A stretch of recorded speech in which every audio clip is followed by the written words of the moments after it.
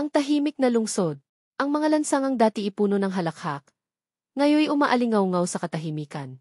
Ang mga pader ng Jerusalem, dating matatag, ngayoy gumuho. Ang mga paoy dumaraing, ngunit ang kanilang tinig ay umaakyat sa mabigat na hangin na parang uso. Hindi ito basta kasaysayan, ito'y bigat ng kamay ng Diyos. Sa Panaghoy Kabanata 2, makikita ang isang lungsod na inalisan ng dangal, isang bayang ibinaba, hindi dahil sa pagkakataon, kundi dahil sa Diyos na buhay at hindi maaring ipagwalang bahala. Bawat batong bumagsak, bawat luhang kumata, ay paalala, ang Diyos ay hindi malayo.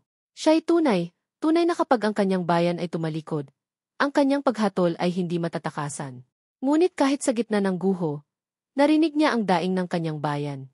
Ang parehong Diyos na nagpabagsak ng mga pader, ay siya ring Diyos na nakikinig sa bawat panalangin, bawat bulong ng pagsisisi.